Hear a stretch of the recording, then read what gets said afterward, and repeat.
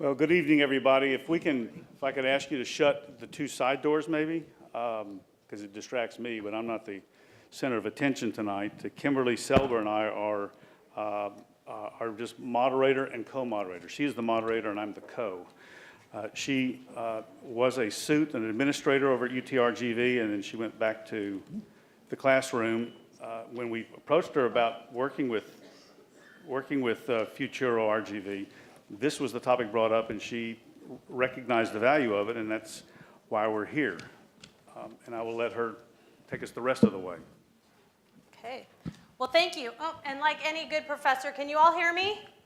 Yes? Okay, because I like to roam a little bit. So thank you all for coming. I am overwhelmed, and I think all of us are overwhelmed by the response that we had to this topic. And you know that when every single organization that you talk to says yes, that you've really hit on something important. So thank you for being here tonight. Thank you for taking an interest in this very important topic. And thank you for taking an active interest in your teen and tween's life. So I'm going to hand it over to my co-host, talk show host, Mr. Davis Rankin, to introduce our special guests. Do we need, Nedra, do we need to bring you on? Have you already done your thing? All right, Nedra Knurk is a retired teacher of teachers in Indiana. She's the president of Futuro RGV and the person who pulled all of this together tonight. And you cannot imagine the number of details that have to be taken into effect. It's really exciting. And I hate to, this will be cliche, but I feel moved to do it. I looked over and I hope those are Department of Public Safety officers over there. I think we all know what we need to do when we get home tonight, which is to pray for that poor fellow who was shot, that he may pull through and have a successful recovery, and all, be mindful of the people who go in harm's way 24 hours a day for us. Nedra? Thank you for being here. We really appreciate your interest and your caring for your kids. In my years, I have learned that it's the challenges that make us who and what we are, and they make us grow, and we should be grateful for those challenges, even though they frustrate us tremendously. I've also learned that the way you deal with challenges is to find the best information that you can to help you deal with them.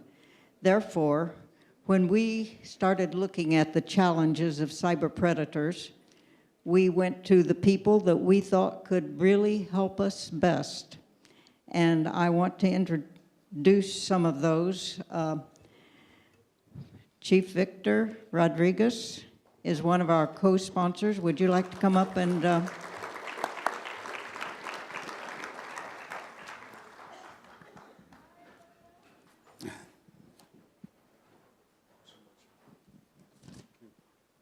Good afternoon.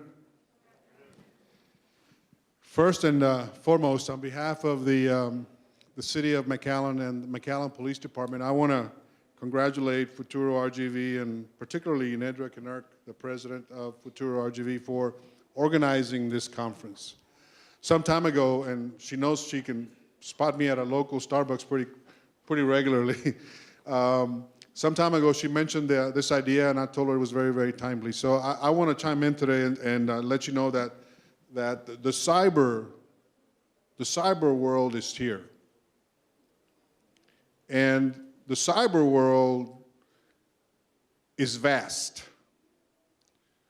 From passive to active activities, the cyber world can affect any one of us. We at McAllen PD, we deal with these cyber-related incidents on an almost everyday basis. So because of that, I want to make sure that I limit my thoughts to you in this very couple of minutes that I have to address you this afternoon this way. The object here is to parent our cyber teens. One of the products of the cyber world today is that now, because of cyber has effectively help us develop our kids, and we can literally talk to our kids directly, and they would probably know now more than parents as this relates to cyber. So, I mean, I've got little kids this way going around a coffee shop with their own iPads. That's the cyber world today. So, I want to say this to them and to you. Today's about preventing. It's about recognizing. It's about protecting our kids, protecting our cyber youth, protecting everybody for that matter. Years ago, the object was to lock your doors before you went to sleep at night. Drew Lentz told you a few minutes ago that the lessons were never get into a stranger's car. So what I want to tell you about cyber today is this. Those doors can be as secure as you want, and you never have to leave your home to be in someone's car. Cyber can let people into any one of your rooms in your home. And that's the lesson we have to understand today. That if we're going to engage the keypad world, we're opening the doors and we're getting into strangers' cars, and we have to be cognizant of that. If that's the world we're going to live in, then we have to be very knowledgeable about that world. We no longer have to leave our homes, and there need be no car waiting for you up front for you to do either or both in what today is the cyber world. So thank you so much. Good luck. And once again, I hope your evening is a productive one today. Thank you, Nedra. Thank you, Chief Victor. I told you we wanted experts. We wanted people that really, really deal with this problem. Who else but our teachers, our counselors? And so, of course, I went to Dr. Jose Gonzalez and said, hey, Dr. Gonzalez, can you help us?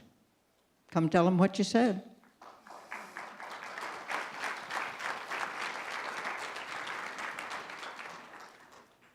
How about a round of applause for Nedra Kanerk and all that she does for our region. We appreciate you, Nedra. Also to Futuro RGV and all of the focus and everything that they do to keep us abreast of all the changes and everything that's going on across our valley. As an educator, I've been in the game for 23 years. And it's educators like myself, and I look across the audience, I see Javier Salinas, the superintendent from Hidalgo, also happens to be a board member in Edinburgh, here with me, and I see other educators. I haven't seen any other superintendents, but the point I'm trying to make is that this is a regional effort as we move forward together as a team to make sure that we don't only educate our children academically, socially, and emotionally, but that we also teach them the rules of engagement on how to leverage technology and stay safe in cyberspace. As our kids venture off into the future, and you have to remember, going deeper into the 21st century, it's only going to get more advanced. Our job tonight is to work as a team to ensure that we're putting our children and ourselves in a position to understand the dangers and the benefits of technology as we move forward. As an educator, my heart and soul is geared toward helping children reach their dreams and helping children reach their full potential. Technology happens to be a major vehicle in making that happen, and it's here to stay. So that being said, we have to work like organizations like Futuro RGV. We have to work with organizations such as school districts across the valley and other entities to make sure that we're synergized and working as a team to put our children in a position to not only leverage technology to learn and grow and prosper, but to also teach them the rules of engagement and how to stay safe. I look across the audience. I do want to welcome one of my board members, Debbie Crane Aliceda. I see you back there. I thought that's Debbie. How about a round of applause for Debbie? I don't see any other board members. Any other board members from the Valley, from McAllen ISD, please stand and be recognized. I can't see everybody, but I do want to say that our boards across the Valley give of their time to put us all in a position to be successful. And that's just another example of people that are giving of their time and volunteering. And it makes me very happy to see so many people here tonight interested in doing what's best for our children. So as a father and as an educator, I say thank you very much, and let's work together as a team to keep our valley safe. Thank you. Thank you so much, Dr. J. Well, there was another group that I thought was very, very important in helping us to understand this challenge and know what to do about it. And so I turned to at one time they called themselves Nedra's Nerds, Code RGV. And Mario, would you like to come and tell them why you were invited and why you accepted to be part of this? Thank you. Well, my name is Mario. I am the director for Code RGV and also part of the Futuro board. And we think that this is really important because being in technology, and actually, we teach technology to kids and adults and everybody. We know firsthand what the dangers are. I think Drew right now made a really good point about how it used to be that we used to worry about, just locking our door, but nowadays you have to lock your phone. Once you connect to the internet, one of the things that we need to understand, once you put something out on the internet, it's not coming back. Once it's out there forever. And if you realize that, you put that in your brain, that's gonna make a lot of difference on what you post. We tend to post a lot of stuff, share our private life online, but a lot of times, we don't realize that we put ourselves in peril, and especially our children. So that's the reason we got involved. Also because we do a service to the community, and the service to the community that we do is educate. Educate in technology, not just in the usage of technology, but also in safety with technology, and also to learn the dangers that can happen, not only with a cyber attack on your finances, your bank, but also a personal attack on you and your family. Thank you. But Mario, before you leave the stage, is there anything that you might want to say about Eventbrite?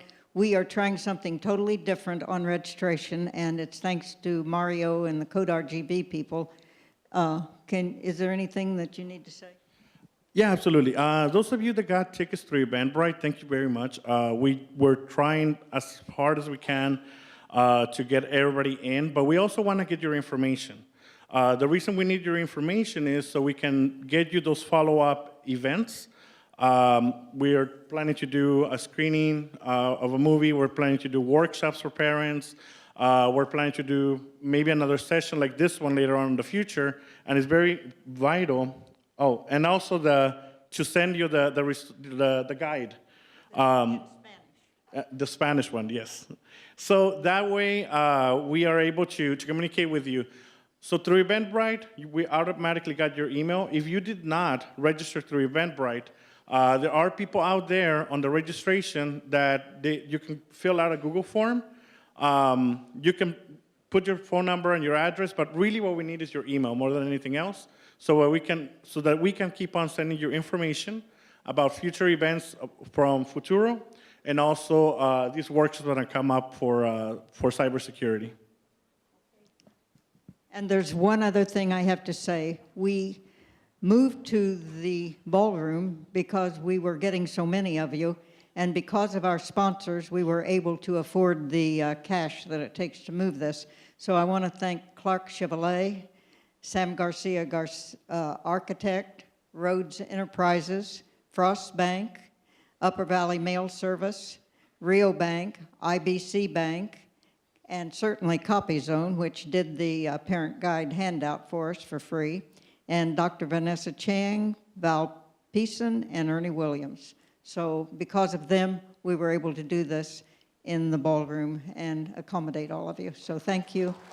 And I think at this point, it's time for my co-moderators to start getting their share. Go.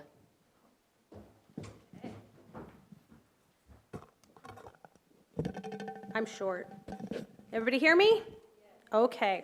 So I am very excited to introduce our first speaker. She was the first person I called, and she was the very first person to say yes. Dr. Delisa Guadarrama is a gal from the Valley. She grew up in Edinburgh, and she graduated from Edinburgh North High School. She received her bachelor's degree from UTPA, UTRGV in journalism.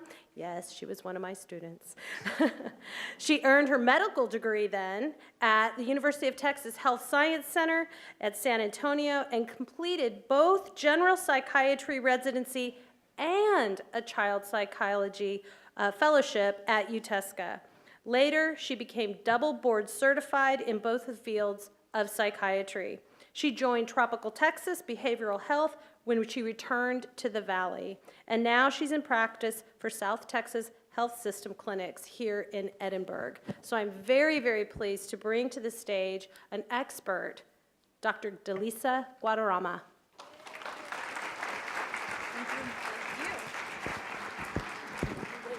Okay, I want to make sure you can hear me. Is that all right? So we're going to start with a video. And really the movie came out about a year ago, but it's just going to illustrate, I think, some of the things we should be scared about, right, in the cyber world. So they're going to pull that up. Let's take a picture. 1, 2, 3.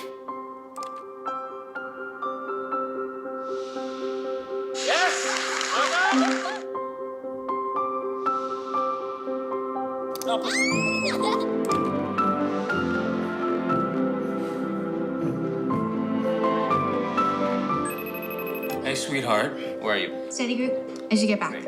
Oh, one more thing. I want to Hi, know Dad. about the final you took today.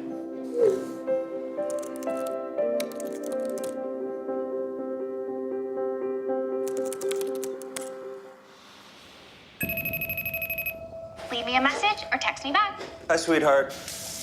Just checking in because it looks like you already left for school this morning. Hey, Margot. Dad again. Why did you leave your laptop at home? I haven't been able to reach Margot. Wait, you can't find Margot? Study group only went till 9. She said it was going all night. No, she definitely left at 9. Authorities are asking anyone with information to please call the hotline or 911 immediately. Update me whenever you learn something. Did she mention anything unusual going on lately? We're not really that close. But you guys are friends. Kind of. She has friends, right? She keeps to herself a lot. She's quiet. I did see her eat lunch alone. On Thursday? Every day. She made an outgoing transaction of $2,500. Margot picked up an ID a few days ago. That doesn't make any sense. It's time to start considering that Margot ran away. I know my daughter. She did not run away. This is it. Best place in the world to do nothing. This is her keychain. You told me she ran away? The vehicle was discovered late last night. $2,500 in cash was found. Something doesn't add up.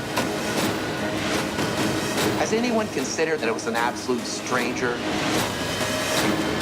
You can't see things clearly. All I'm trying to do is to help you find my daughter. We need nothing from you. Where were you the night my daughter went missing?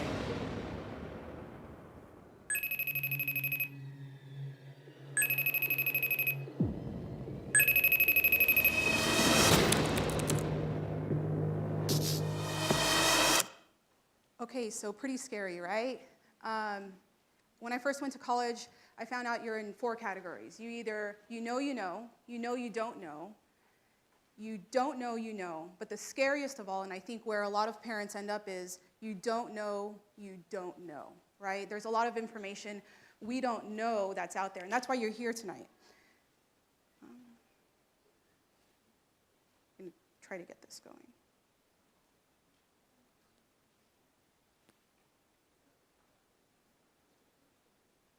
So how did we get here? How did we get to this cyber world, right? Okay. So I'm considered, right, the new term for my age group is called the elder millennials. I'm on the cusp of the millennials. And all my life, I grew up with technology. When I was in pre-K and first grade, I learned to type on one of those old Macs, right? So I had technology from the very beginning of school. When I was in junior high and high school, we had AOL Instant instant messenger, right? And you had these profiles, but there wasn't much to do. You talked with your friends. You still had this phone, right, that your parents could pick up and say, hey, get off the phone, it's time to get off. Or go like rip out the cord, right, from the wall, and you'd have another phone maybe you'd plug in, but that's besides the question. When I was junior or senior in high school, I got a cell phone, but I kept it in my glove compartment, right? It was to call mom when I was heading home, or I needed to be picked up, or I got a flat tire or something. You could play Snake on it and some other games, and that was about it. You had T9 texting. It was really hard. You had to press the buttons a whole lot of times, and they charged you a lot for texting. When I went to medical school, was the first year I got an iPhone. And I took it out the other day. I still have it because they'd probably give me like 30 cents for it, right, if I went to AT&T and tried to turn it in. But it had 8 gigabytes. Mike Tyson. I looked at the memory. It was 8 gigabytes of memory. They don't even make a phone, right, that has 8 gigabytes of memory anymore. I think they all start at like 32 or 64 or something crazy, right? You could have like 10 pictures on it, but it was what we needed, right? Mom, I really need this phone. It's gonna help me be a better doctor, and it's gonna give me all this information, and really we were checking Facebook, right? So I think that there's been a revolution, but my age group has always grown up to technology, and when they're talking about some of these apps, I'm like, oh my gosh, I don't even know what that is. I'm still back, a couple years. And so it's hard, and so I think that's why we're trying to give y'all some knowledge tonight. So this is a timeline of when social media kind of evolved. So in the late 80s, early 90s is when AOL started. Then around 2003, LinkedIn, MySpace was really popular for a time. In 2004, Facebook started at Harvard and spread around to the Ivy League schools. You really had to have a .edu address initially for Facebook. And then I think in 2005 is when it kind of became a little bit more popular. YouTube in 2005, in 2006, Twitter started, then we move along. In 2010, Instagram started, Snapchat in 2011, and every day we see more and more apps. So why are we talking about this? Because there's a new world, right? People come and tell me, hey, our teens are changed, these kids are different today. The kids aren't different, but the world is different that we live in. And so are we going to adapt to that? Are we going to change and evolve and learn? Of course, right? Because we don't want to stay and keep thinking, well, it's just the kids and they're going to change. No, they're moving forward with their cell phones. So it's our responsibility to not leave our teens and children vulnerable. I also, about 5 years ago, I saw that this was mainly a problem in teenagers, right? Teenagers with their phones in their face all the time, they wouldn't let it go. But now it seems to be a problem among all age ranges, right? From toddlers to teenagers, young adults, right? The vast spectrum of all these age ranges, because it's integrated into our society, right? There's apps for babies, there's apps for toddlers, and we think, the kids are going to learn better, right? Let's give them these things. And then they learn that they need this digital stimulation, right? I get so many kids that come in and say, I'm bored, right? Well, it's okay to just sit and to be. And they have learned since they were little that they need something in their face constantly moving. And so that's tough.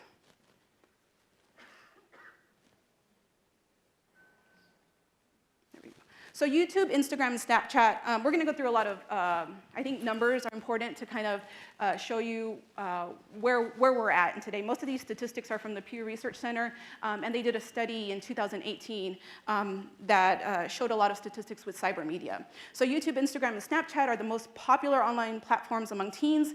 95% of teens in 2018 had access to a phone. Almost half of those say they are online almost constantly.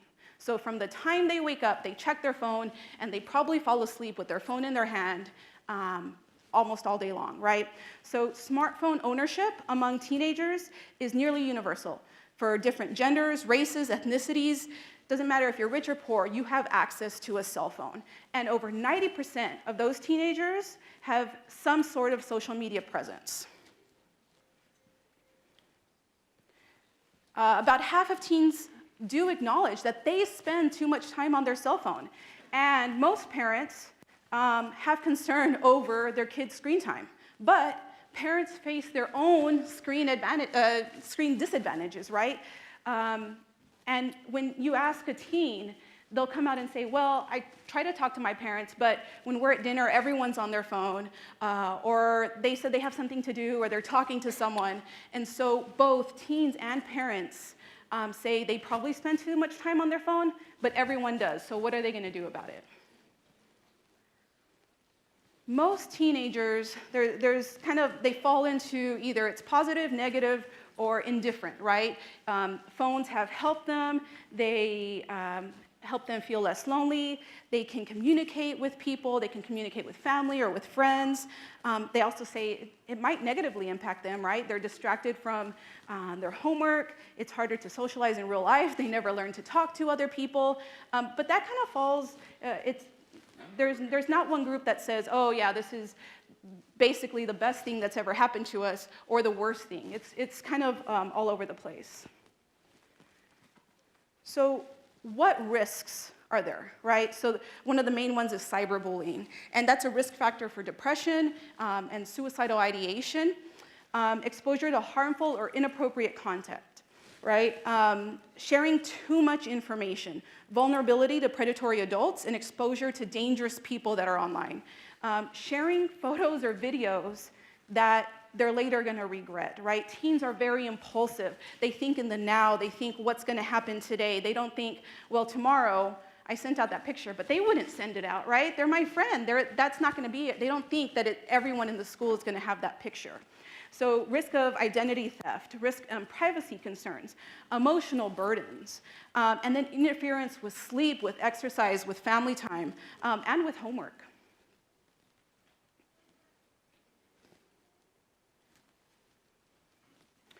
This is another short clip. It's not meant to, so I'll let you watch it and then I'll talk a little bit about it.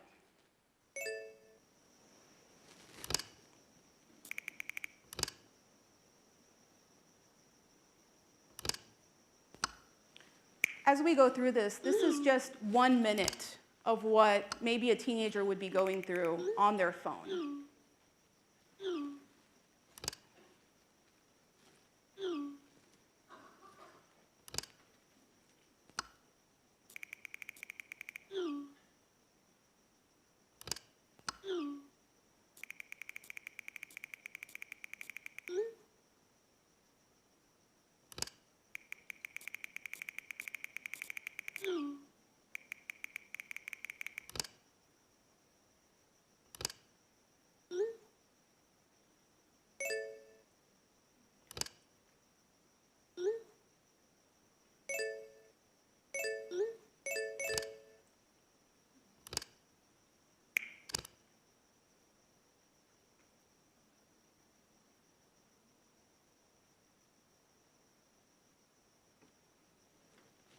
So it's a constant barrage, right? They have like 6 apps open. They're getting messages, they're getting Snapchats, they're getting Instagram posts.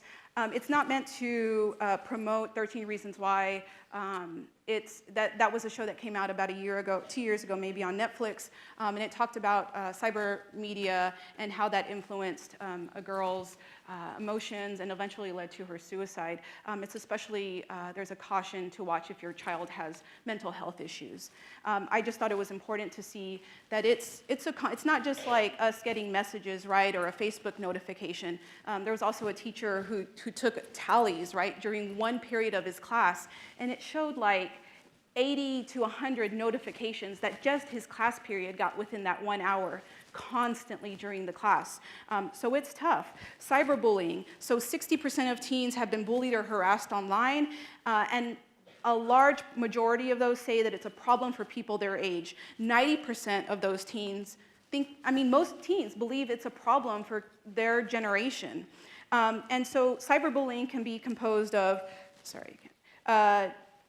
name calling, spreading false rumors, receiving explicit messages that they didn't ask for, constantly asking, people asking them, where are you at, what are you doing, physical threats, and then having explicit images of themselves getting sent out. Girls are targeted more, and the most targeted group are LGBT youth. So while texting and digital messaging are central to teens' lives, the level of connectivity and interaction that they have with the world may lead to troubling and non-consensual exchanges. And so where does that leave us, right? Parents worry. And look how much Hispanic parents worry, right, on this chart, more than any other group of parents. And it's right for us to worry, right? But they also think that they're confident in helping their own teen, right? My teen is not going to do those things because I've talked to them. But after seeing some of these statistics, are we really that confident that we're able to approach their behavior and make sure that they have acceptable behavior?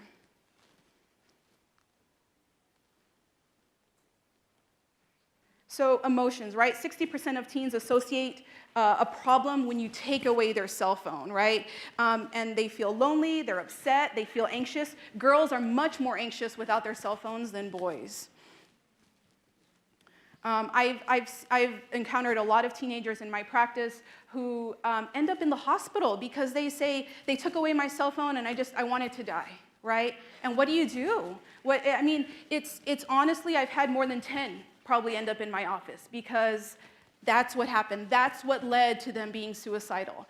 And so we have to talk about what are our reactions to when these things happen? And it's not that we don't take away their cell phone, because if a teenager is having inappropriate content sent out, either by them or inappropriate interactions on social media, then that definitely has to be part of the parents' reactions, right? We're going to take away that phone. I'm going to protect you. But how do we engage our teenager to not have that type of reaction over a cell phone? So teens also who seek excessive reassurance online or post provocatively to get friends and to get more attention are also more vulnerable to rejection, bullying, and worsening depression. So we've talked about some negative things. What are the benefits, right, of having a phone? Well, staying connected to friends and family, right? Most teenagers do not have access to a car. 16-year-olds now can drive, but are they going to drive to their friend's house? Are you letting them go to their friend's house? So this is their lifeline, right, to other friends. They're developing new social contacts with peers. They share their content, right? If you have an artistic teen that likes to sing, that likes to play their guitar, show their artwork, those are all ways that they can post about those things on social media. So teens credit social media with helping them build stronger friendships and exposing them to a more diverse world, right? Learning more about the world. But they do think that that leads to social pressure. Most teenagers, though, I want you to be reassured, are not posting negative things online. In fact, most teenagers are posting positive things about themselves online, and that helps build their self-esteem. There's just a small percentage that they talk about maybe personal problems or other problems within their family. But it's important to know that we're not just singling out the people that are posting negative things. There are dangers also for the other group of kids. And so I think, I've talked for a little bit now, and so I know that I've thrown a lot of statistics at you, and I've thrown some information at you, the pros and cons of having cell phones. We're going to go through a lot more information this evening to help you deal with some of those concerns. But what is the goal of this, right? And it's the most important thing, one, is that you're here trying to understand that. Two, to understand that the world has changed, right? We're not back in dial-up internet anymore. Everyone has a phone. Everyone is on social media. And so how do we respond to that change? And how do we move forward with our teenagers with a healthy relationship? That's it. Thank you.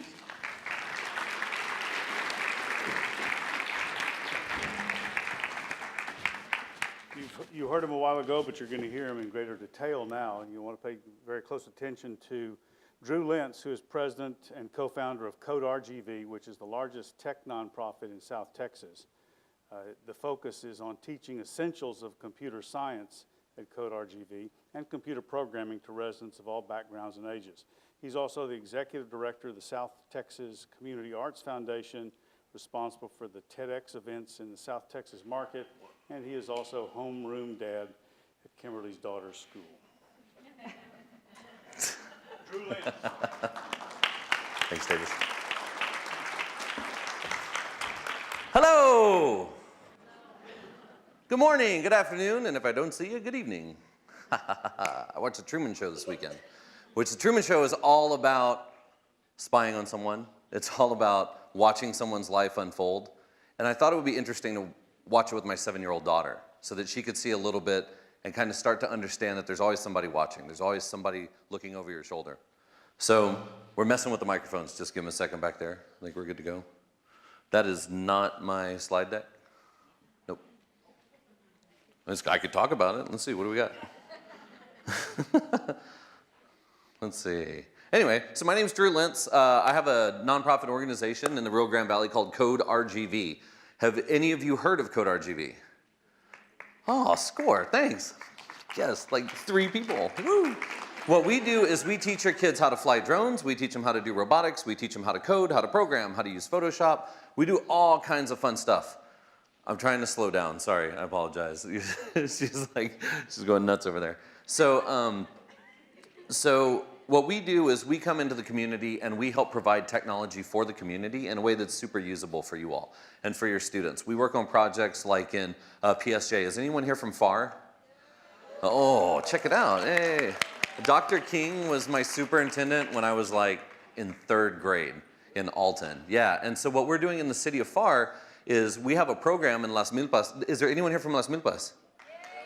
Oh, yes. Okay, so we have a free broadband program going on in Las Milpas right now where we're helping the city of FAR try and understand how they can provide digital connectivity and broadband and internet access to some of the residents down there. We have 50 home sites that are set up for people to use. And so it's kind of cool. So we work with cities and communities and school districts all across the Rio Grande Valley to help figure out how to drive technology and drive technology innovation. But with that comes a sense of shepherdship, right? We need to make sure that whatever it is that we're doing, that we're not putting it in the hands of someone who's going to misuse it. And so a lot of what we do is education. It's not just about giving someone connectivity to the internet, it's about educating them. Let's see if this clicker works over here. Woo! So we looked at the specs. 95% of teens have access to a smartphone. How many of y'all's children have a smartphone? Just about everybody. The Rio Grande Valley, the Hispanic market, specifically in the lower Rio Grande Valley, is one of the top markets in the United States for cell phone adoption. We're one of the first to trial 4G and LTE, and we're also one of the first that's going to be getting 5G access. So it's very interesting that in this community, a lot of people go straight for the cell phones, and a lot of it has to do with the cost of them. It's less than buying a computer. As we heard, 45% of teens say that they're online constantly. Think about how often someone's using a phone, right? But it's cool, right? Because none of the sites, Instagram and Facebook and Snapchat, they're all for over 18, right? None of them are for kids, right? You have to be 18, right? Okay. No, 72% of teenagers say that they use Instagram on a daily basis.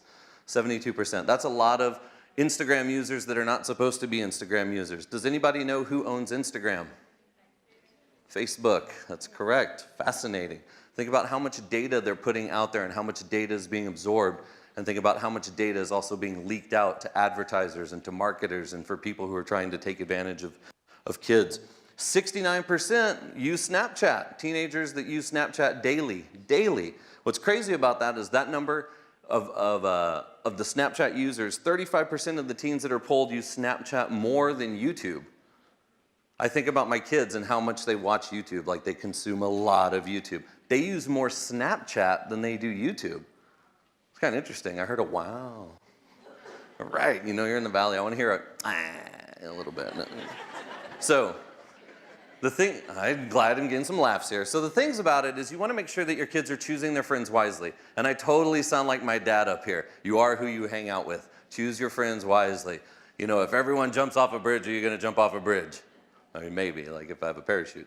But choosing your friends wisely and instilling in your students and your teens and your kids to choose their friends wisely, because it's not just about who they think their friends are. I do a whole session where I talk to 8th graders about you think you know who I am. You think you know who I am. You think my name is Drew. You think that Davis said all this great stuff about me. How do you know I'm not breaking into all of your cell phones right now? I'll do that at the next session. I do that. One of the things that we teach is we teach wireless security, and I show everyone how I can break into their cell phones while they're sitting right in front of me, and then I teach you how to protect yourself against that. I teach your kids that too. It's kind of scary. It's the way of the world. So, choosing your friends wisely. Who's following your friends? It's not just about who your students and your teenagers think are their friends. It's about who have they let into their lives. Chief put it perfect. You don't have to get inside someone's car. You don't have to let someone in their house for them to be able to watch everything about your kids. I'm going to pick on you because you're right in front of me. How many friends do you think you have online? Like Twitter, Snapchat, Instagram, total? Around 90. Good for you. That's a lot, but it's okay. So usually the average, does anyone know what the average number of followers on Instagram for an Instagram user is? What do you think, little man? 150, you nailed it. Are you Googling it over there? Anyway, 150, the average Instagram user has 150 followers. That means that your son or your daughter thinks that 150 people who are watching them every day, like they think, oh, that's cool, I have all these people watching me. But what are they posting on there? And it's not necessarily about what they're putting out, the content that they're putting out. It's about the weird perverts that are watching them. I'll be totally honest with you. That's what it's about. I have 5 kids, right? And it's about people who think not like normal people. And what to them seems, what you think may be innocent, they may be using for something totally different. So who's watching your children? Who's sitting back watching their Snapchat feed? Who's sitting back watching their Instagram feed? Who's sitting back trying to figure out how to take advantage of them? 1 in 5 U.S. teens say that they've received unwanted sexual solicitations. Ma'am, shaking your head. How many kids do you have? I only have 1. That's good enough. So you have 1 kid. If you knew that a child predator was going to walk up and expose himself to your son or daughter, would you do everything in your power to stop that person from doing it? They do it every day on the internet. 1 in 5. 1 in 5. So, less than 33% of people, how many of you are using web filtering software, or blocking software, or Safe DNS, Open DNS, Family DNS? How many of you are protecting your online life at your house? 33%, less than 33% of people are using software or tools to help mitigate some of these things from happening. Less than 33%. That's like these guys over here in this entire room. Look over here. Everybody look over here real quick. Them or less is who's protecting themselves and their children from child predators online, taking proactive measures. Think about that. It looks way cooler from up here than it does from down there.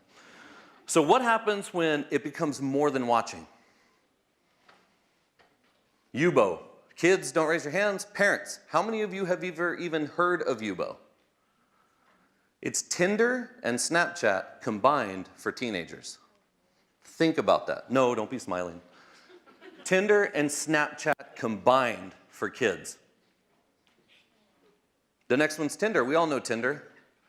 But little girls and little boys who want to grow up and think that they're más macho, or that they're a man now because they're 14, or that they had their 15, so now they're a big grown woman, they get on Tinder.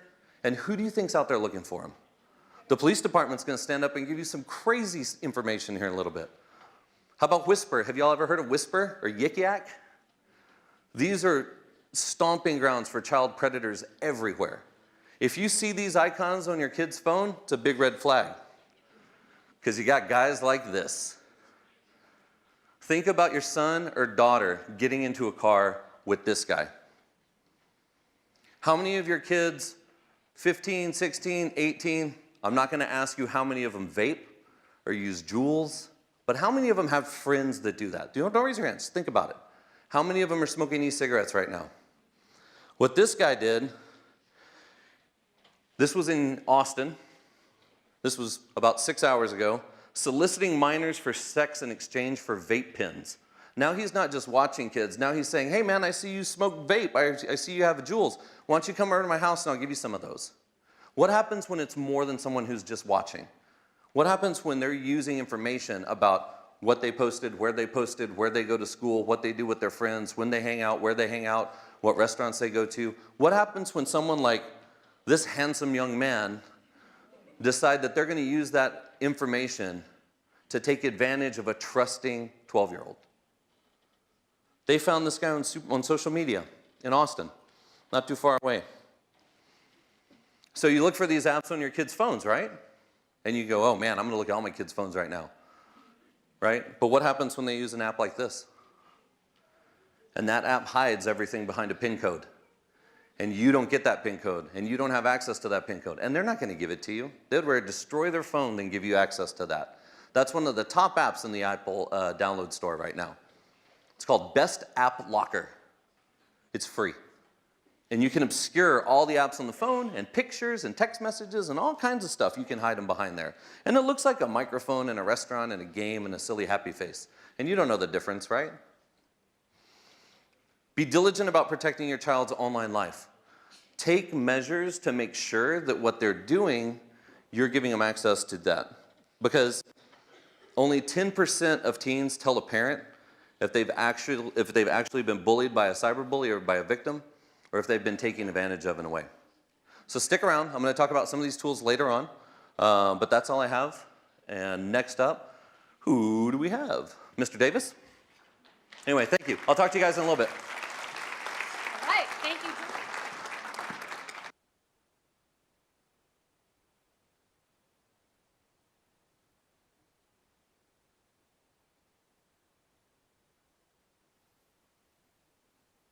Can you hear me now? You can hear me now? Okay.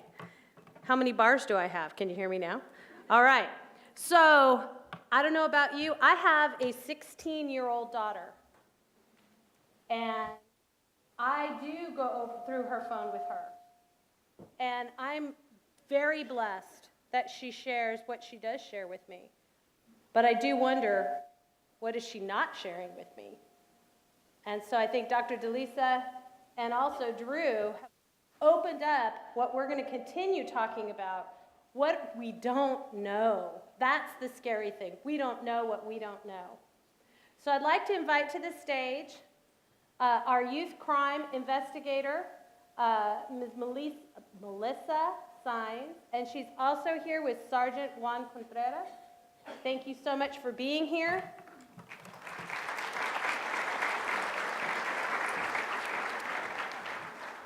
Don't scare us too much.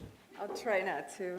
Okay, good evening to everyone. My name, like you mentioned, is Melissa Saenz. I'm an investigator assigned to, is that, okay, thank you. I'm an investigator. Can you guys hear me? Okay. So I'm an investigator assigned to the Youth Crimes Unit for the McAllen Police Department. I've been an officer for 11 years now. I've worked at the McAllen Police Department for 18 years. Like I said, 11 of those as a police officer, and 5 of those assigned to the Youth Crimes Unit, where we investigate any crimes dealing with the youth in our city, whether they be victims or suspects to any offenses. Now, before I start my presentation, when I say suspects to any offenses that are committed in the city of McAllen, that's any child that is 10 through 17. We handle all those cases. So today we were asked to speak a little bit about internet safety. Why? Because it's a very common problem with youth overall. We're trying to help parents understand what they need to do to keep their children safe and not have any of these instances happen to them. So we're going to use a presentation made by the National Center for Missing and Exploited Children. The clicker's right here. Okay, so you'll see there it's titled Internet Safety, and this presentation specifically is titled For Parents, Guardians, and Communities. Like I said, they do have this website that you see up there. You guys are welcome to go Google that and get on there. There is a wealth of information on there, ranging on presentations, on information for parents, videos for children, divided by age groups, so it's appropriate for every age group. And there you see some of the things that they offer, but it's a really good website to go to visit. So today we're going to talk a little bit about what online means. A lot of people hear online and they think of just, a computer. And that nowadays is not even close to what online means. You can not only be online on computers, right? Like, the doctor said, before it was just the home computer, and it was that. And parents could see what their children were doing on that computer. And now every kid almost has not only the home computer, but their laptop, their iPad, their phone, their gaming devices, so on and so forth. There's so many things that they can use to access the internet. What do your children do online? That is the scary part, because we think we know as parents, but there are so many apps, and these kids, nowadays that's how they were raised, to know all about internet and all about all these apps and how they can hide it and how they can get away with doing certain things they shouldn't be doing. So this presentation is going to be broken down into several topics, specifically safety and security issues, including inappropriate content, online privacy, sexting, online sexual solicitation, and cyberbullying. All these topics that you see here, we in our division deal with every day. We have 6 investigators assigned to our unit most of the time, and we deal with cases like this, like I said, every single day. Some more serious than others. Some, we catch on time, which is good, but it's happening a lot in our area, so it's something to keep in mind. Now, I think we're all in agreement here today that we have to talk to our kids about the risks, right? About what's happening, what can happen to them, how they can avoid it, what they can do if it does happen. And remember, every child is different, and of course, you need to cater that conversation by their age. So in younger children, you would mostly talk to them about netiquette, and that's what the National Center for Missing and Exploited Children website calls basic etiquette on the internet. So they combined those words, came up with the word netiquette, and so that is what you talk to your kids about when they're younger, looking at inappropriate content, pop-ups, and passwords, and not trusting everyone you meet online, right?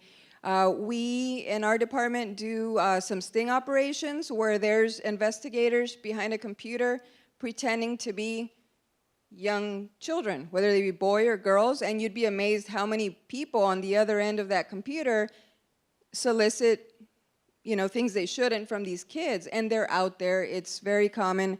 So we need to start teaching our children very early not to trust everyone you meet online. For the older kids, such as tweens and teens, we teach them about cyberbullying. That is huge right now among teens. I don't know why it just became the thing to do, but it's very common, and it's sad to see, how much it can affect the young generation right now. Sexting is also, unfortunately, very common. That is a huge percentage of our caseload sometimes, and kids are not understanding, it seems, how serious this can be and how permanent that can be.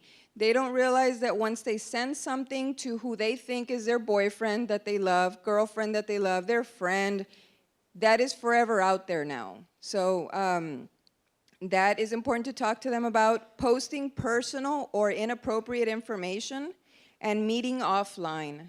Sometimes they meet people online, but the scarier part is when that person they meet online gets them to meet them offline. That is even scarier. So inappropriate content, when they say that, we're talking about 1, pornography, excessive violence, hate speech, risky or illegal behaviors. How to respond? I think it's common and it's almost instinct for parents to get very upset if they find their children looking at inappropriate content. Now, what we try to tell parents is, remember that you are their parent, but you should be someone that your child can go to, can trust, to tell them if something like this happens or they see something like this. So you need to not scare them. If you do find your children have seen something like this, have received something like this, or even have sent something like this, because they see everyone else doing it, and they, for some reason, think it's okay to do it as well. Remember to not scare them, don't get after them right away, talk to them. See what brought that on, how they came across that, etc. The important thing is communication. Listen to them. It's really easy to just tell them and tell them and tell them why it's wrong, let's listen to them. You know, how did they come across this? And you know, listen to what they have to say. They live very different lives than when we grew up, so it's important to know what's going on there in their lives. Remind them that it's not their fault. A lot of these kids, we've had cases where they are just sitting in lunch and somebody else mass airdrops, right? You guys are familiar with airdrop, a feature for iPhones or Apple products. They can airdrop an inappropriate photo, or any photo for that matter, to this whole room at the same time, you know? So some of these kids are not soliciting it. They're not asking for it, yet they're getting it. So we got to teach them what to do when they do get something like that. Answer their questions. Like I said, it's to their age level, but answer their questions. It's better that they be more informed than not know what to do if something like that happens. Help them report it. That is very important for us in our line of work. We want to know who's doing this, okay? Why? Because it's our job in law enforcement to keep our children safe. Everyone's safe, but our children are our future, so in Youth Crimes Unit, we work really hard at finding out who is sending these inappropriate content. We do go as far as we can. We are lucky at the City of McAllen to have a computer forensic team. We've been expanding it, and these investigators are trained by the Secret Service. They're very well trained, and they've taught us a lot of things that help us send search warrants, subpoenas, anything we need to do to find out the IP addresses of who's sending these, you know, the internet subscribers, a lot of information that we can get to find out who's doing it and to put a stop to it. So make sure and report it. If your child does receive something like this, make sure and report it so we can do our best to get these child predators off of the streets. So what they should do, what kids should do if they do encounter something inappropriate. They can, of course, turn off the screen. This is usually for younger kids because they're not really good at, you know, all these other steps. Just turn off the screen and go tell the parent. Make sure and tell them to do that. Use the back button to get off of that screen and go to the one before that. Tell a trusted adult. Why do we say trusted adult? Because sometimes parents aren't around. A lot of parents nowadays work late. They work, you know, in the afternoons and the weekends, and you leave them with someone else. Make sure it's someone they trust. Make sure it's someone that they are comfortable in telling something like this. Report it to the website or app. I don't know if you guys have seen on mostly all social media apps or even gaming systems, almost everyone has a report feature. If you guys encounter either an account, a user, a message that's inappropriate, report it to them so they can block those accounts and reduce the number of inappropriate content out there for our kids. So things that you should tell your kids not to post is inappropriate or illegal behavior. Inappropriate, we all know what that means. Illegal behavior, I would say a lot of these things that we see are fights. Now it's cool to record someone fighting, whether it be at school, on their way home from school, at the park in the evening, and then they post it, and they share it, and they, you know, it keeps circulating. So teach your kids that that is not right, not to post anything illegal or inappropriate. No offensive language. Remember, someone before me said, whatever you put out there, it's on there. It's gonna stay there. Even if we get cases where kids post it for a couple seconds on their accounts and then they delete it, and guess what? Minutes later, someone that they don't know is messaging them, trying to solicit inappropriate content from them by threatening them that if they don't, they'll release that picture, you know, and people will think bad about them. So remember, what's out there, they can be judged by it, and we'll see a video in a little bit about that. Threats of violence, teach them not to do that. A lot of kids we see, a lot of cases that we see, are messages, that are threatening them, threatening to hurt them, etc., to post something inappropriate. Teach your kids not to do that. Underage drinking or drug use, it's amazing how, even though everyone knows drugs are illegal and it's illegal for children to consume alcohol or to possess alcohol, it's amazing how many pictures of that we see online. And if we can see it, guess what? Those college recruiters, people like that can see it too. So that could affect your children in the future. So teach them not to post anything like that. Hate speech, like I said, that's mostly bullying, and it can affect other kids a lot. Teach your children to be the better person and not do any of that. We have, I think, time for one of these videos. I'm going to skip over a couple more, but I thought this one would be good to you as parents to see and explain to your kids how something they think is innocent one night can affect the rest of their lives. Hey, I'm Eduardo. I'm a junior at NHS. I'm not anything special, pretty normal. I get good grades, and my friends are pretty cool. What's up, Eddie? And even my parents aren't too bad. We love you, mijo. I also do a little swimming. Actually, some recruiters have been checking me out. I'm hoping to get a scholarship for college, so my parents don't have to worry too much about tuition. Last week was a championship meet, and it was awesome. Our team owned it. And I set a school record in freestyle. Someone from the team decided to throw a party, and it was crazy. Everyone from school was there, including the hot girl from my science class. Hey, Eddie. People were acting so crazy, I had to take them pictures, man. I may have had a little too much fun. It probably wasn't the smartest thing to take pictures, but then I got really dumb and posted them on my page. It's just what everyone does. And I didn't even think to use my privacy settings. So once I posted them, everyone could see them, and anyone could share them. I found that out when I was called to the principal's office and saw some of the pictures from my page sitting on her desk. Coach was there too, and he was really disappointed. It seems like one of my so-called friends had sent them the pictures, but which one? It could have been anybody. My ex-girlfriend, who's always mad at me for something. One of my teammates, who seemed kind of jealous. It could have even been some guy I spoke to once in the 9th grade. I guess it doesn't even matter, because I'm the one who put the pictures up there in the first place. Now my principal's saying that I violated the student-athlete code of conduct. I signed it at the beginning of the year, and it's 0 tolerance, meaning no more chances. I'm off the team. Goodbye scholarship. On top of that, I got suspended. I've never seen my parents so mad. Even my teammates won't talk to me. Some of them were in those pictures, and they've been called into the principal's office too. At first, I was really mad at whoever sent the pictures. What business was it of theirs? But then, I realized that as soon as I posted the pictures online, I made it their business. It was really all me. I was 2 kinds of stupid. I was the one who broke the rules. And then I posted the pictures online. It was one mistake after another.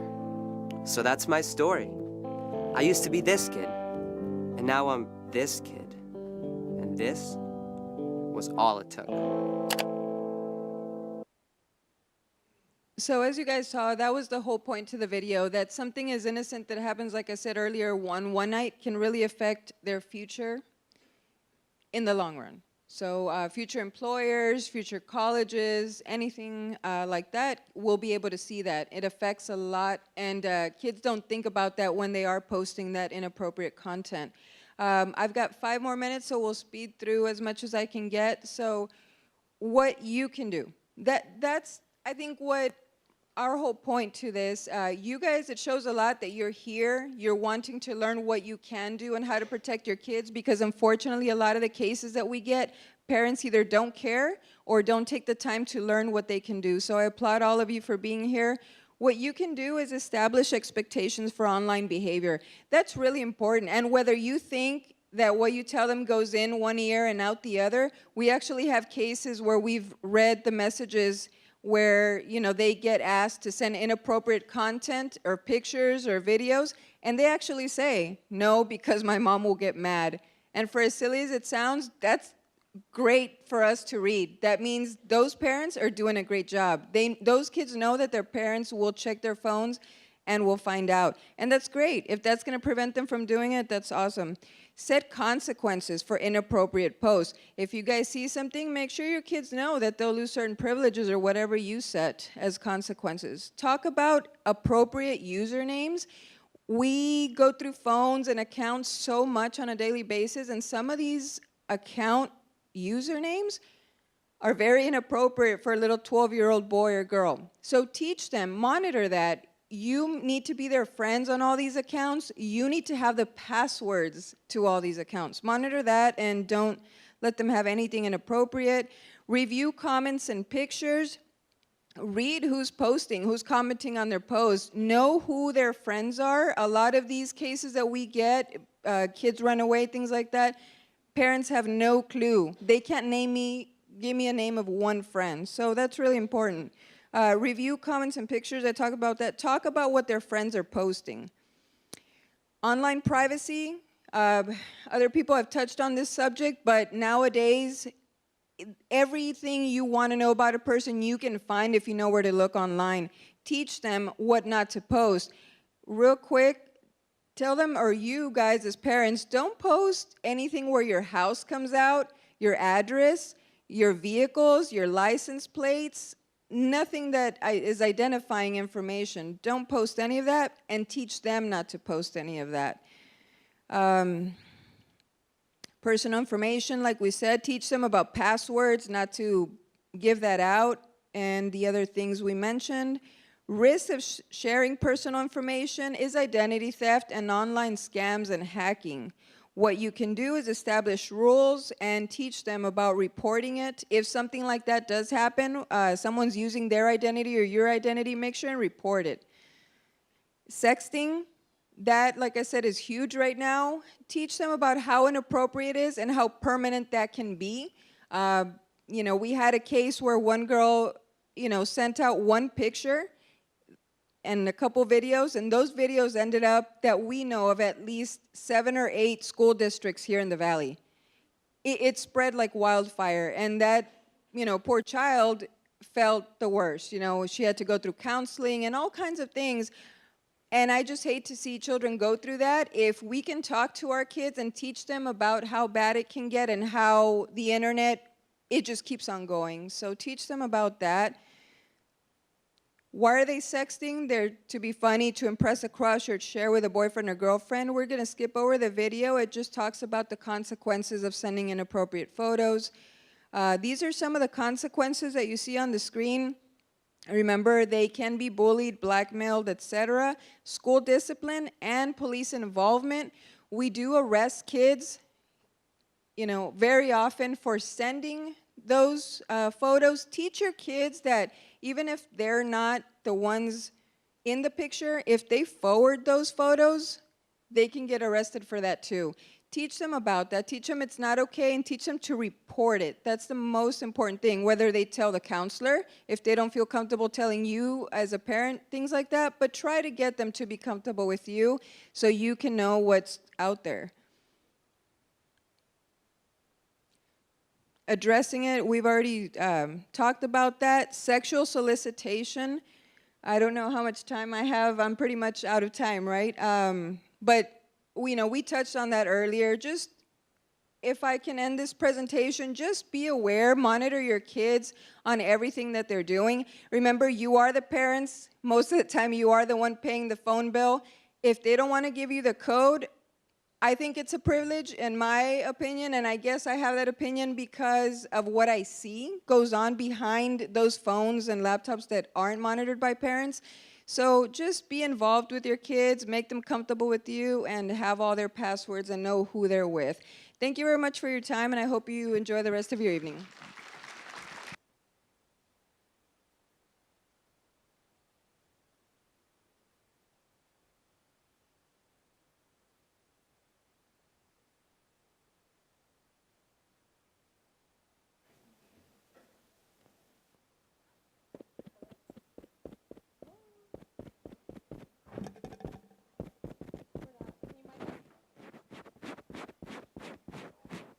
Hello? Oh, there we go. Okay, I would like to invite to the stage. We're now going to shift a little bit, and we call this our talk show. So if our guests will please come to the stage. We're going to move the podium out of the way. Mr. Dave, could you? We're going to move these chairs just slightly.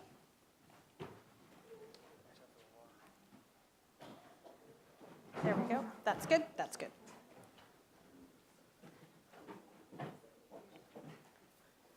Okay. And we have the handheld mic, please. Can we have the handheld mic, please? Okay.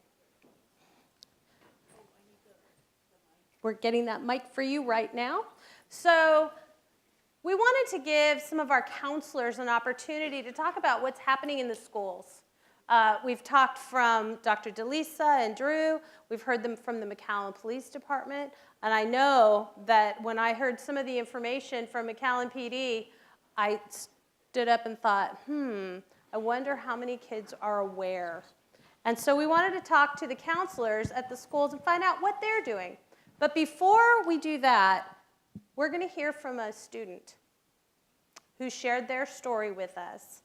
And if I think he can tell it best. So Mario, can you roll the video, please? Beginning of my senior year, everything was going good. My friends, family, sports, everything. Over the years that I had this social media, which is called Facebook, I would add friends, people I didn't know. I didn't really care who they were or anything. I mean, I wouldn't really have any contact with them, just to see what, like, the things that they would post. And other than that, I got a message, which at first I didn't really pay attention to it. A few minutes later, I guess the person had seen that I had read the message. So she sent me another message, and I mean, I ended up replying. We were talking like at first she sounded, it was like a friend. So she was asking me like all these questions, like nice questions, and I mean, I didn't really think anything bad about it. I thought it was just a new friend, someone that's not from where I am, someone far that could maybe tell me how their lives over there was, and me explain to them how it is here. It was like that for a few days, a couple of days, and later things started going a little bit different. Like, she wanted to know like about my like sexual stuff. I got so into the conversation as well. This person, she told me like, let's exchange pictures. Of course, I didn't want to at first. I didn't agree to it until this person sent me like around 5 pictures. And they all, I mean, I've been the person that every time I see like pictures like that, because I heard other people that have done that, but like I always check like, it's okay, this is not the same person, like all these pictures. But this time, all the pictures were from the same exact person. So I thought, okay, like it is actually her. So I decided to do the same. I didn't think about anything, consequences, anything. A few hours later, this person told me if I wouldn't do as she would ask, send my pictures over Facebook or anything. And I guess she was smart. She sent me a list of people and my friends from my own Facebook. And she told me, I know, and actually all the ones that she sent me, they were all with my same last name, and she told me, she was like, if you don't do as I say, your family will see your pictures. And by this time, I did not know what to do. I was honestly scared. I was nervous. I don't know, depressed. It was just so many emotions at once. And this person was actually asking me for money in exchange, in order for her to delete my pictures.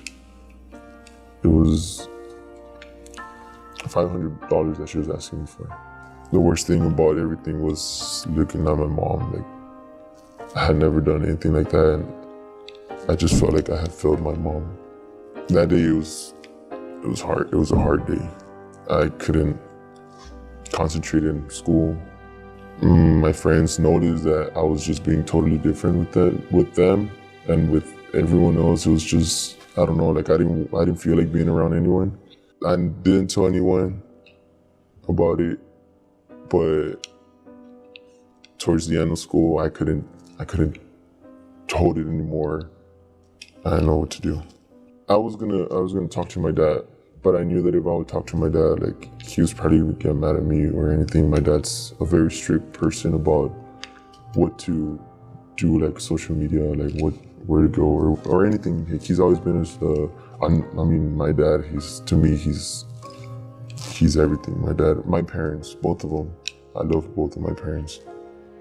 This was just something that I didn't know how to bring it up to him.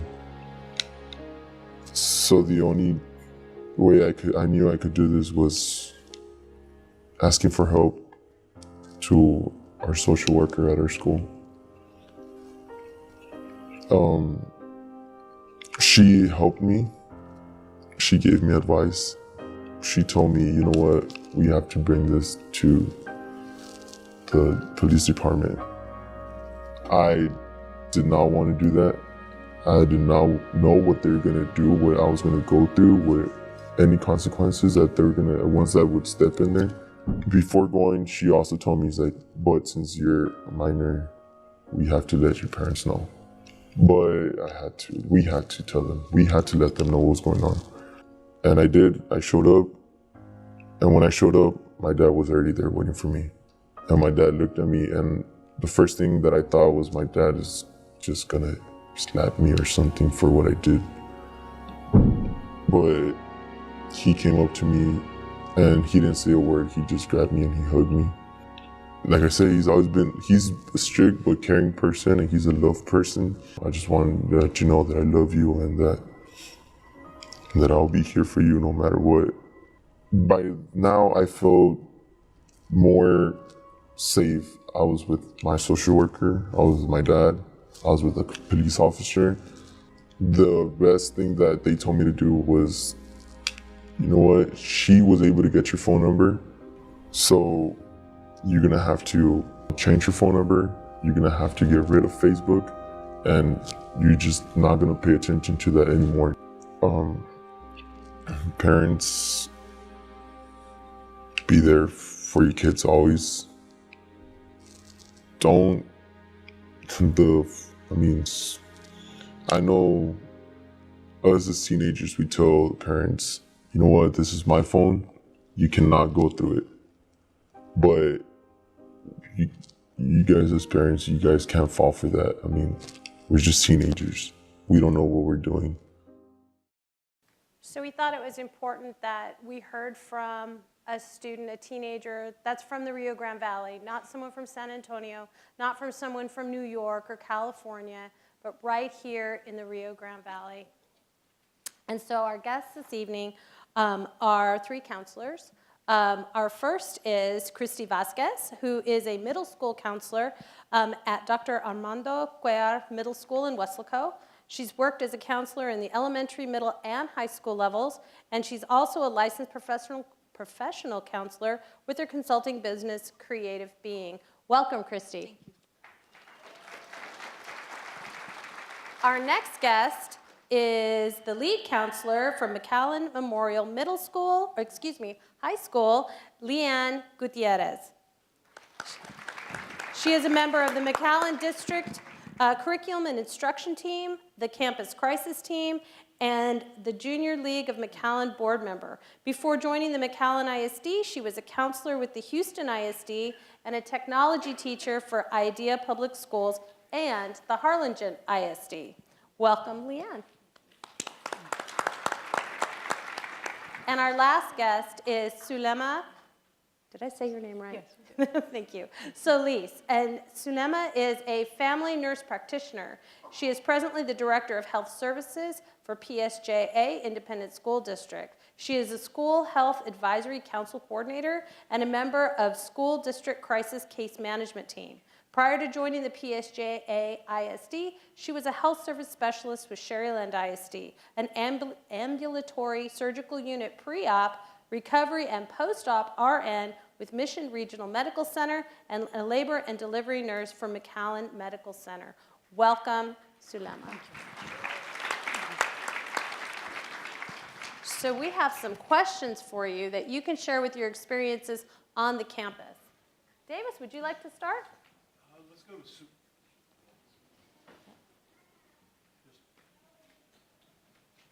you don't have an event unless you have at least one mic problem.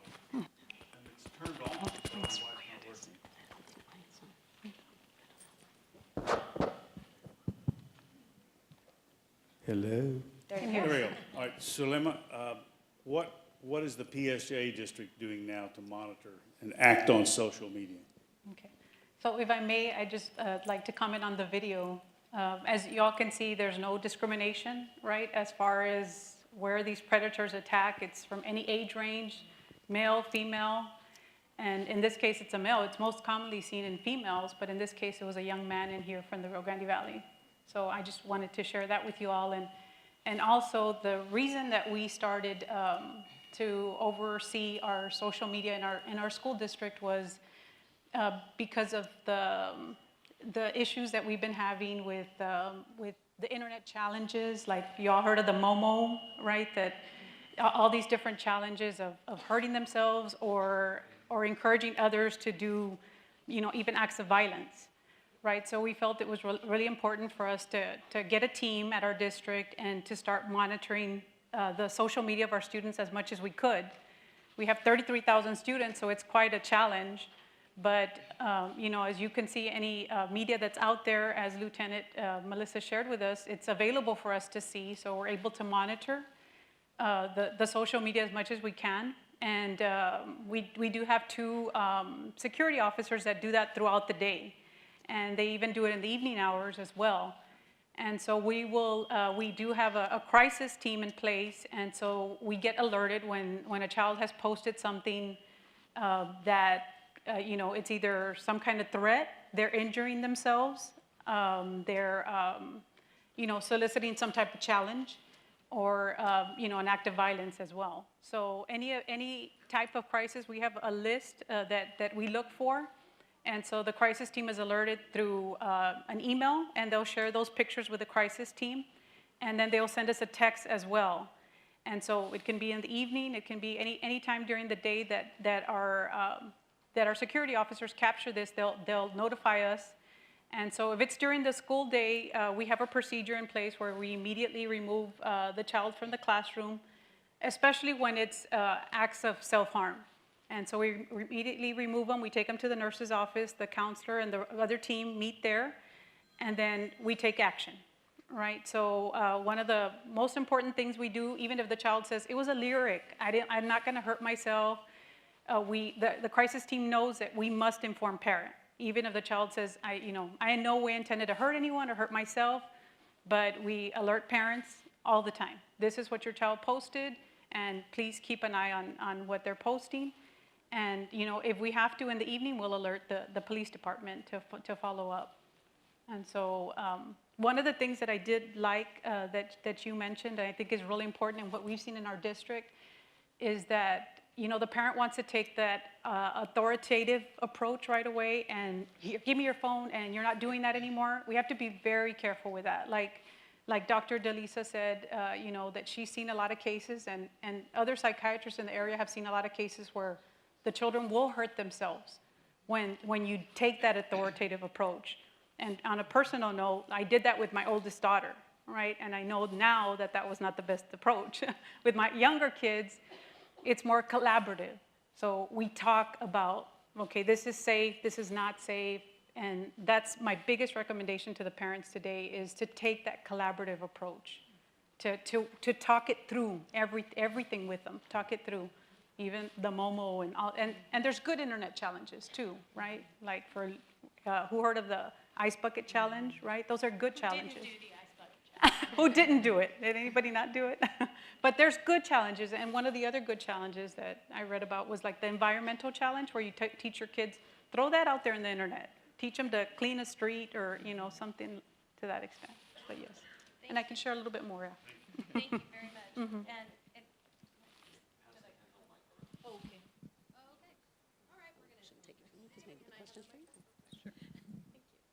so what I hear you saying, and I heard Dr. DeLisa say this, one of the most important things is to talk to your kids.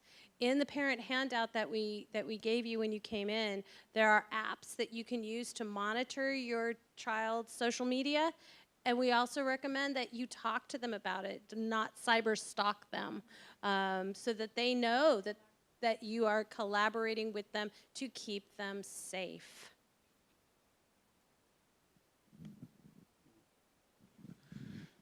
I'm sorry. All right. For Leanne Gutierrez in McAllen, what are some of the things that have been shared with, the students have shared with you at the high school level?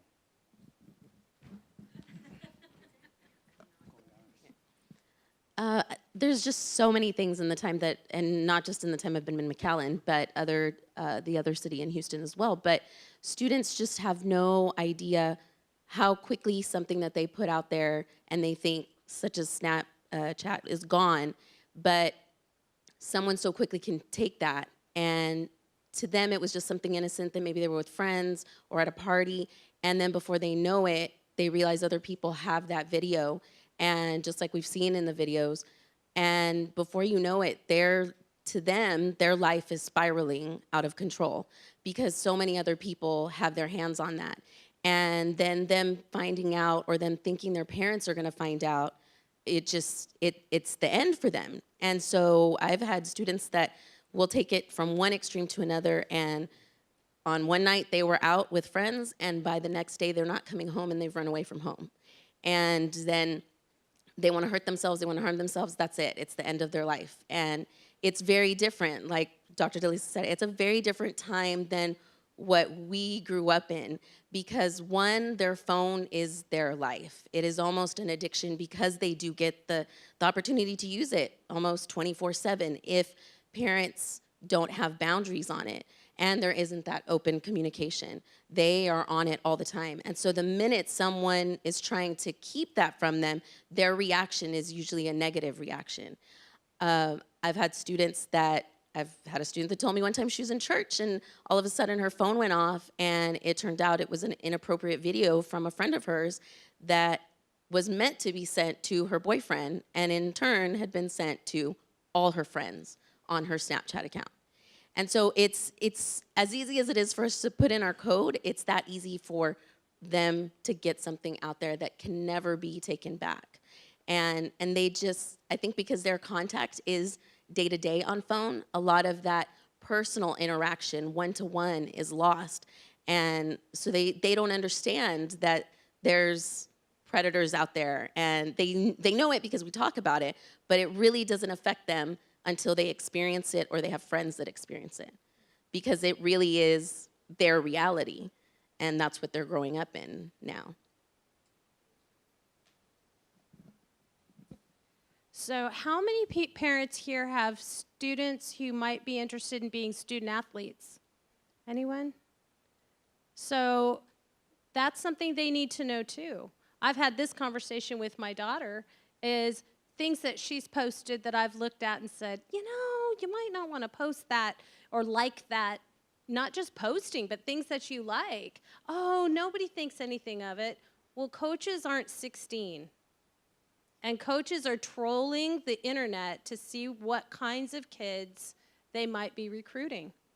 And so I think that's another thing we need to be talking to our kids about too, is it's not just what you post, but it's also the things that you like. So Christy from Westlaco, do you think social media is a concern for our middle school kids as much as it is for our high school, or maybe more? So as mentioned earlier, I've been blessed that I've been in the elementary level, high school, and middle school. And sometimes parents don't realize the impact of social media in middle school. They say they're still young, they're still little. And I'm here to tell you, no, there's definitely a concern in middle school. Somebody earlier mentioned how there's apps even for babies now. And all these apps are innocent apps and knowledgeable apps, you know, to learn and so forth. But even elementary, the app, I'm sure y'all have heard of it, Musically, where it's a singing app and it's a lip sync. It's an innocent app that somehow society has created where you know, there's been predators and so forth that have gone into those type of apps and spoken to kids even at the elementary age. So at middle school, we're definitely already seeing concerns with social media. Bullying is a heavy concern. We even have kids creating like a fake app under somebody else's name, and they're really criticizing a certain individual, exposing of themselves. And for many middle school kids, that's new for them, for their girlfriend or their boyfriend to ask them to do something like that, like this young man was asking. It's already happening in middle school. And again, the innocence of a child is so beautiful, but unfortunately, now with social media, it's people have crept into that innocence, and that's how they're harming kids nowadays. So we need to be careful with that. And you've heard a lot of people talking about talking with your kids, and I hear a lot of parents come into, especially in middle school, and they say, well, my kid wants to be alone a lot, and I want to give them that respect, and I want them to develop, you know, where they start trying to find their own identity. Yes, definitely they're trying to find their own identity. However, don't pull away from them. That's my biggest advice. You still be involved in their life. Don't think they're old enough to where you don't have access to what they're doing on the phones. You still got to be a big part of their lives, and to consider. Sometimes we think, oh, it's happening in Austin or San Antonio or, you know, other areas. We're hearing from people here in the Valley, the police department, you know, local police department, psychiatrists locally. This gentleman that we heard locally. So these things are around our children. So we need to be very watchful and vigilant.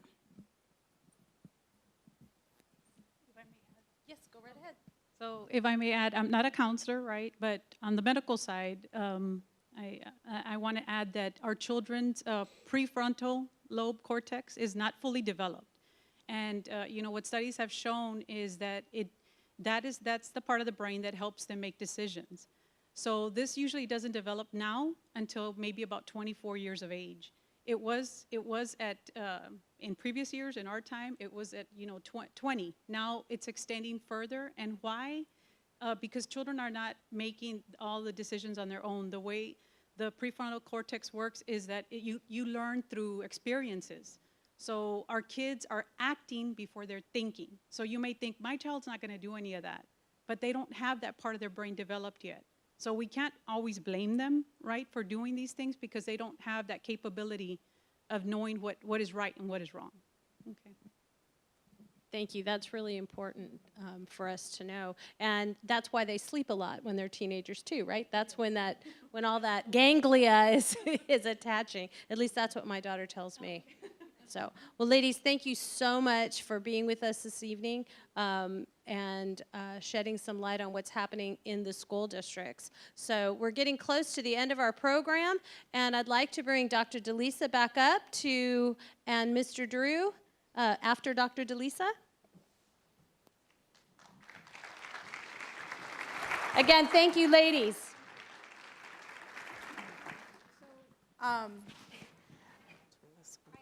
We're wrapping up, I promise. We just have maybe about 15, 20 minutes left. But I did want to say, this is separate from my presentation, this is a very important topic to me because about 3 years ago, I had a patient in San Antonio, and his case is very public now, so I can talk about it, who was cyberbullied. And he was cyberbullied so much that he had to drop out of leave his school because it had become so prevalent in his school, and he was constantly getting texted and bullied. and he took his own life. And his parents set up, it's called the David's Law or David's Legacy Foundation. And there's a lot of information on that website that talks about cyberbullying and the law that was recently enacted in Texas to prevent students from threats through cyberbullying.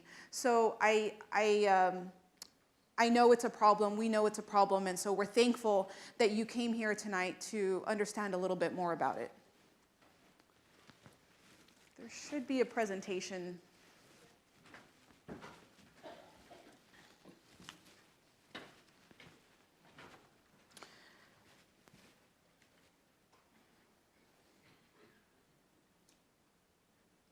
So just a couple tips and some ideas on what to do with your teenagers.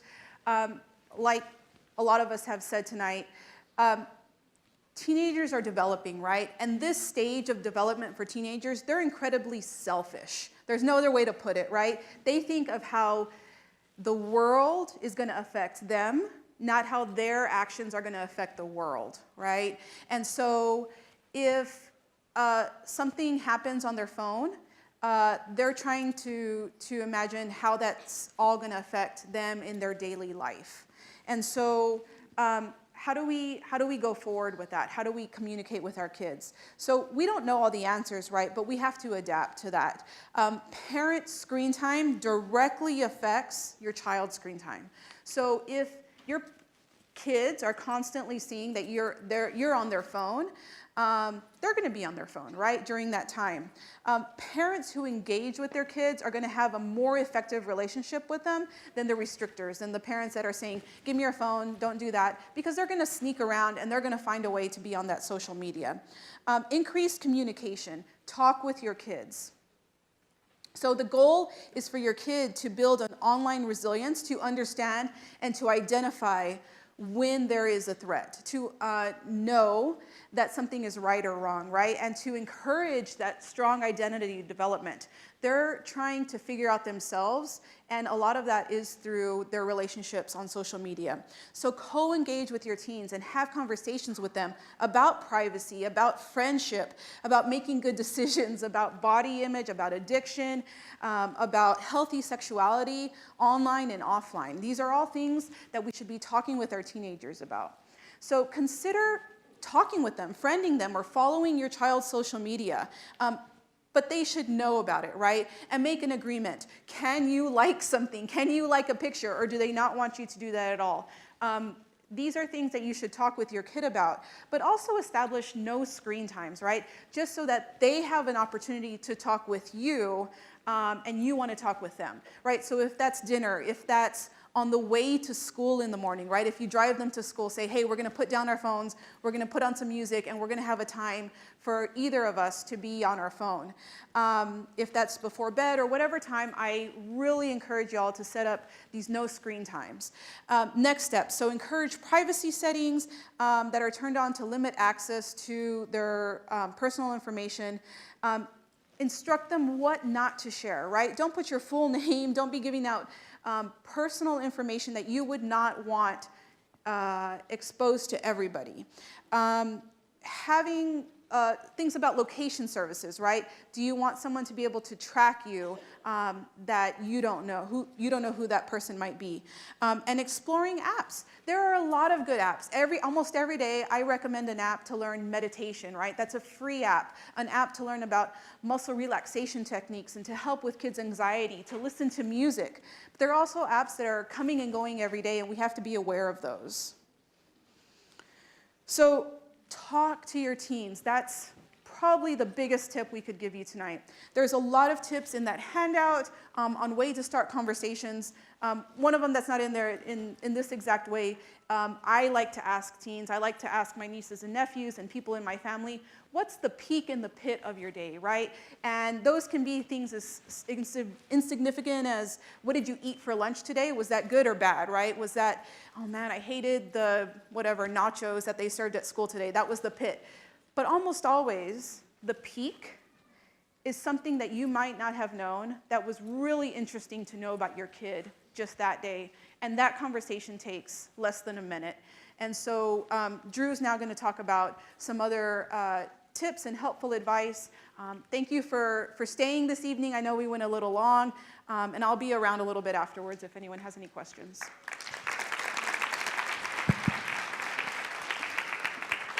Thanks.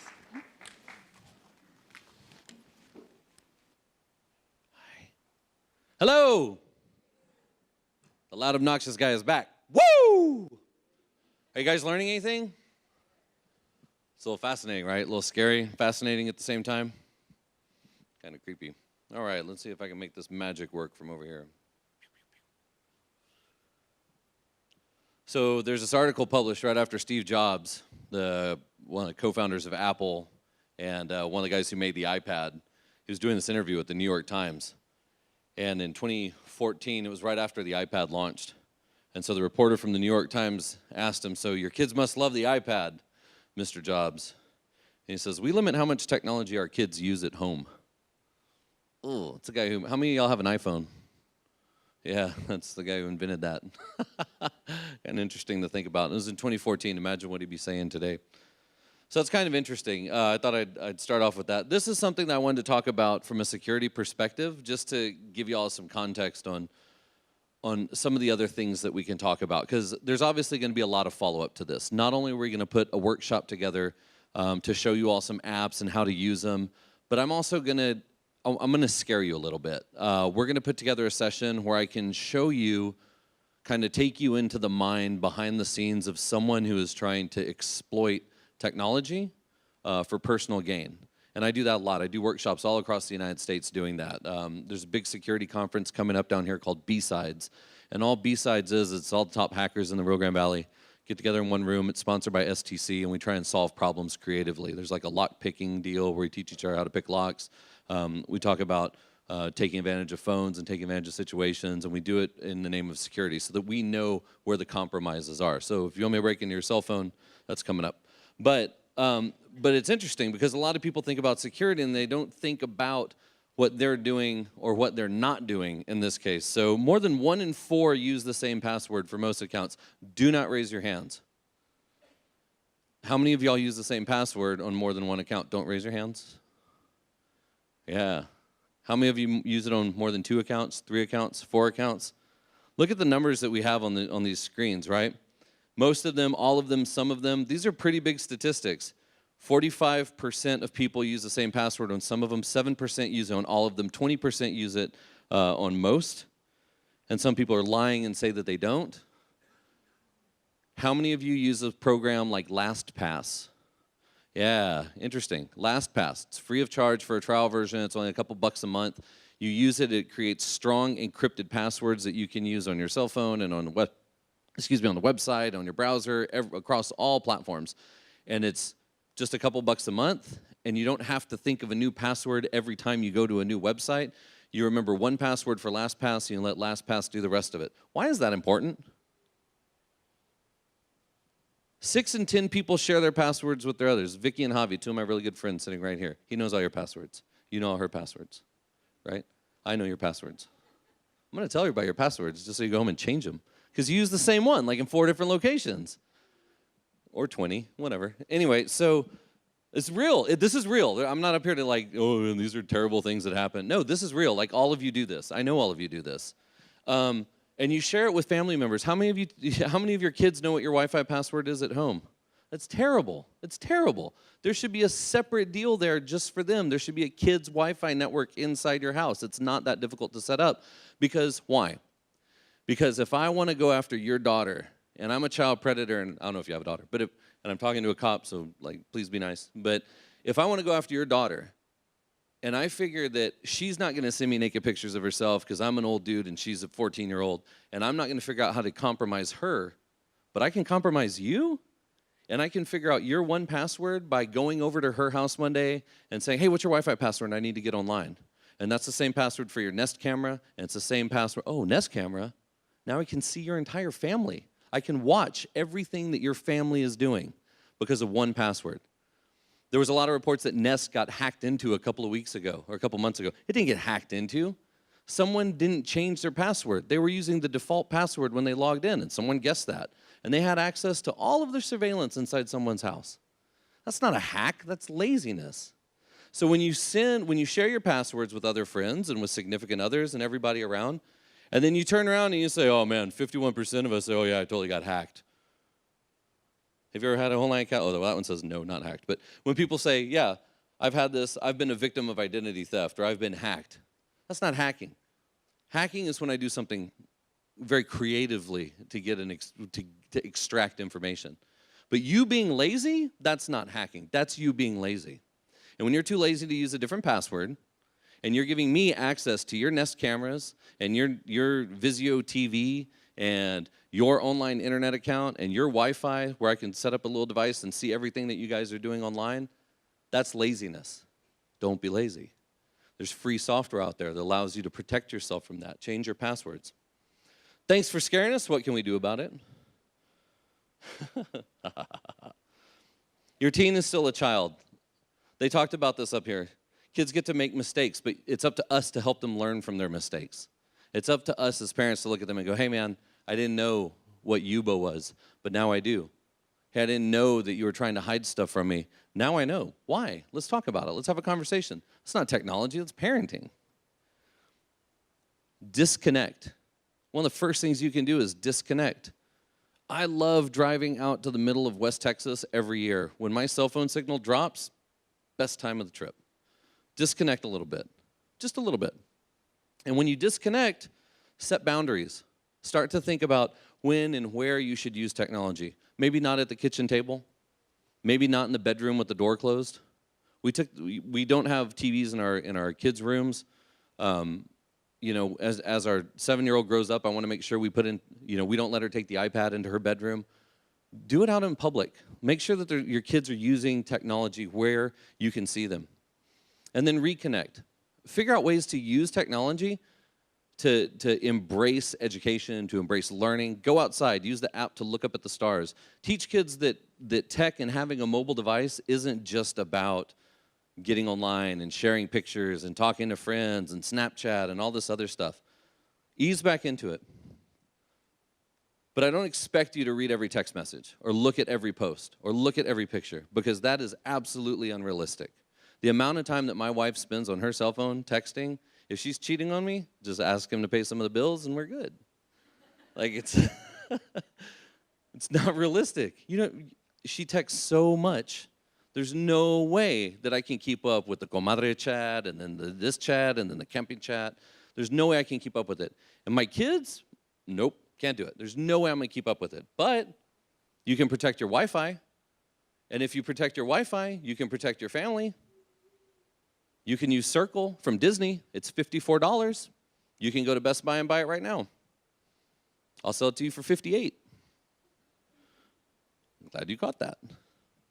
$57, show special. Circle, you put it in, you install it, it's partnered with Disney, you put it in between your router, it creates a Wi-Fi just for your kids. Your kids can use it. It has all these really cool settings where you can say, you know what, I only want my kids to do an hour of Fortnite. I only want them to do and she's like, no! Anyway, I only want an hour of YouTube. No! You can set limits like that, right? Cujo, also the name of a popular Stephen King film, but don't let that scare you away from it. It is a fantastic family device. One person laughed, and that's all I needed. It's a fantastic device that does the same thing. Not part of Disney, but it has some really cool features built into it. What makes Cujo different? It uses this new technology called artificial intelligence. It uses AI and machine learning so that it detects when something's happening. It detects when someone's sending pictures or an increased amount of bad things are happening on a certain device. So it uses artificial intelligence to determine what's going on. You guys just spoke about this up here on the stage. Your phone, your rules. Don't take it away, but figure out how to make it better. Nothing's stopping you from installing software on it.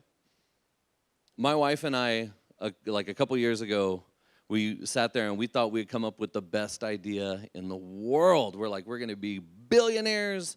We're going to make this app. And what this app is going to do is it's going to watch what my kids do online. and like watch what websites they go to, and it's gonna watch the text messages that they send.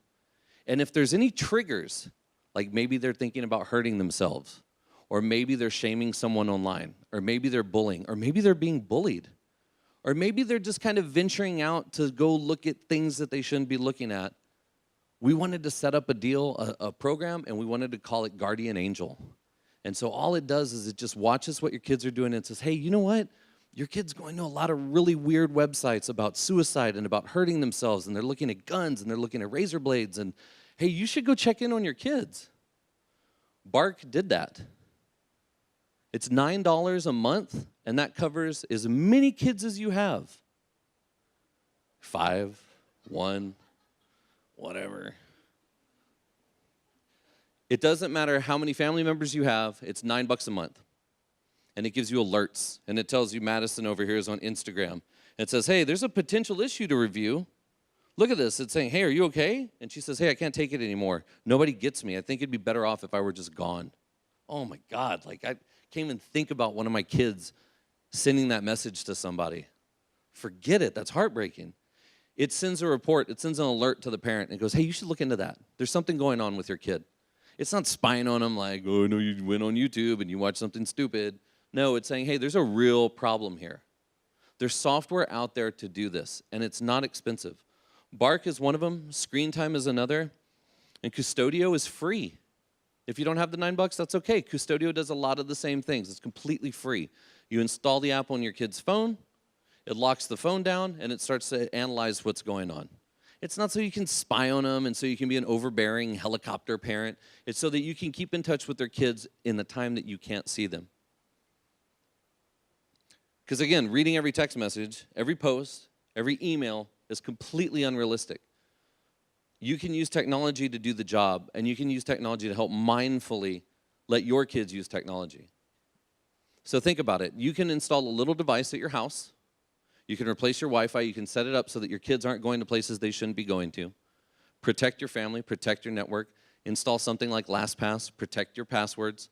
I've got 3 steps for you. 1, go download LastPass. LastPass. I'm not enunciating. LastPass. It's red. Go download LastPass and start using it. It's called a password manager. 2, think about changing out your Wi-Fi at your house. 3, subscribe to Bark. You do those 3 simple things, and you're already doing more than, how many percent was it? Was anybody paying attention? 33%. Give yourselves a round of applause. Thank you very much. My name is Drew.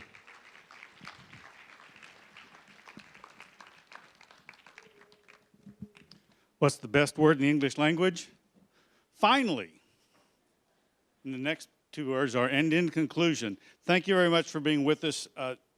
There's going to be a follow-up workshop on April the 27th. Am I right?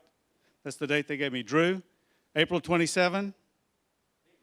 Maybe. You want to leave your email with us at the back. There won't be any online solicitations, but that way you'll know when and what Drew is going to be doing. Two things. There's so the volunteers from Code RGV are right over there. Hey, it's part of our girls coding team who went to Houston to go represent the Rio Grande Valley for coding. Awesome. Good job, girls. The first all-female coding team from the Rio Grande Valley, right back there. Anyway, so you can leave your information with us there and also at the Futuro RGV desk up front. And that way, whenever we have a follow-up event, we'll notify you of it. Mr. Davis?